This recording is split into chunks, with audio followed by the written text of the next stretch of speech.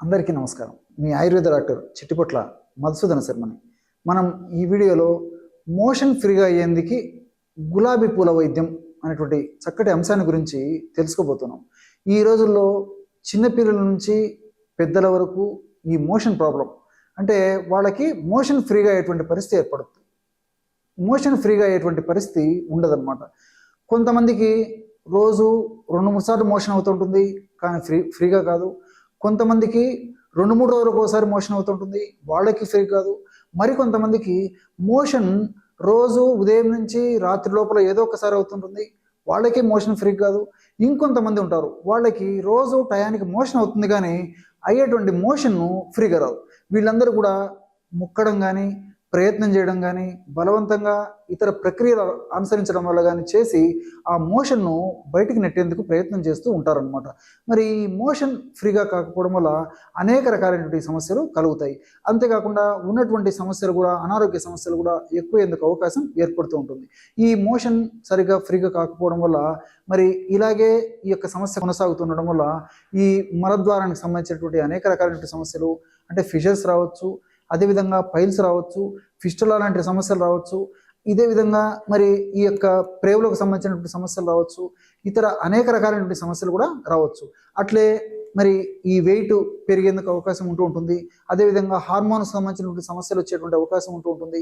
ఇతర నొప్పులకు సంబంధించినటువంటి కీళ్ళ నొప్పులు, మోకాళ్ళ నొప్పులు, భుజం నొప్పులు, అదేవిధంగా మెడ నొప్పులు, అదేవిధంగా నడుము నొప్పులు, ఇలాంటి సమస్యలు వచ్చేందుకు అవకాశం ఉంటూ ఉంటుంది.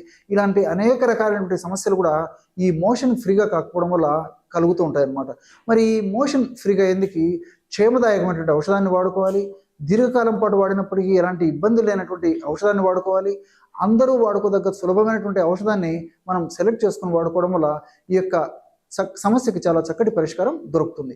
మరి ఇంతకుముందే చెప్పుకున్నట్లు చిన్నపిల్లల నుంచి పెద్దల వరకు కూడా ఈ యొక్క సమస్య ఉండేటువంటి పరిస్థితి ఏర్పడుతుంటుంది. కాబట్టి మరి అందరూ వాడుకోదగ్గ క్షేమదాయకమైనటువంటి ఔషధాన్ని మనం ఈ వీడియోలో తెలుసుకోబోతున్నాం. మరి ఆ యొక్క ఔషధం ఎలా తయారు చేసుకోవాలంటే, గులాబీ రేఖల పొడి ఒక 25 గ్రాములు తీసుకోండి. గులాబీ రేఖలు తెలుసు కదా, మనకు సంవత్సరం అంతా కూడా మనకి మార్కెట్లో దొరుకుతాయి. ఈ గులాబీ రేఖలను తెచ్చుకొని శుభ్రం చేసేసి ఆ రేఖలను తొలగించేసేసి నీడలో బాగా ఆరబెట్టేసేయండి. నీడలో బాగా ఎండిపోయిన తర్వాత వాటిని పొడిలాగా అంటే మిక్సీలో వేసుకొని కానీ లేకపోతే ఒక రోట్లో వేసుకొని దంచేసేసి పౌడర్ లాగా తయారు చేసుకోండి అనమాట.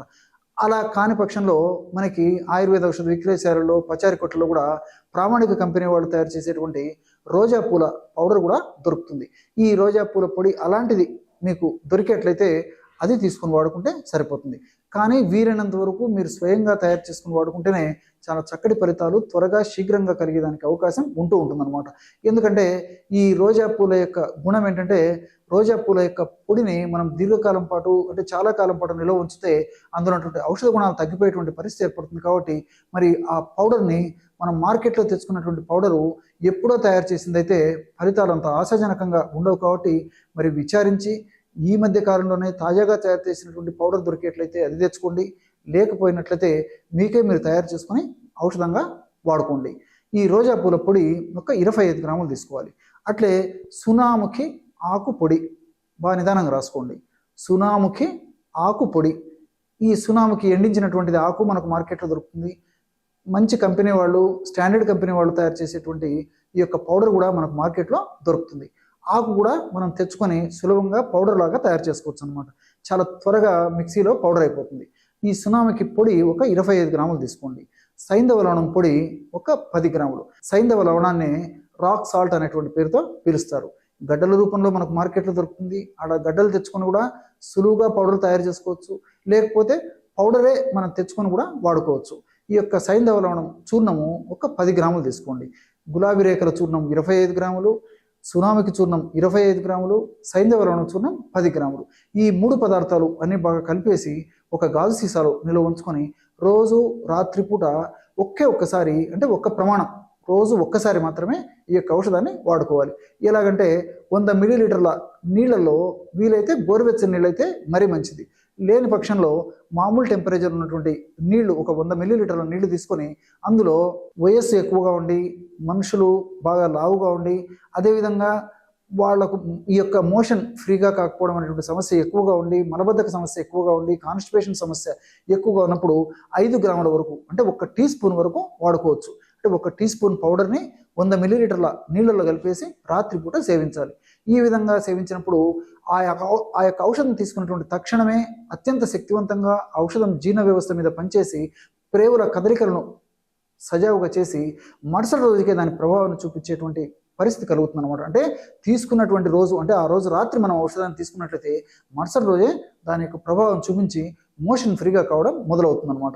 ఈ యొక్క పద్ధతిలో సమస్య తీవ్రతను బట్టి, వ్యాధి యొక్క ఉధృతిని బట్టి, శరీర ప్రకృతిని బట్టి 5 గ్రాముల వరకు మ్యాక్సిమం వాడుకోవచ్చు. లేని పక్షంలో మరి చాలామందిలో 100లో దాదాపు 70-80% మందిలో పెద్దల్లో కూడా 1/2 టీ స్పూన్ అయితే సరిపోతుంది అనమాట.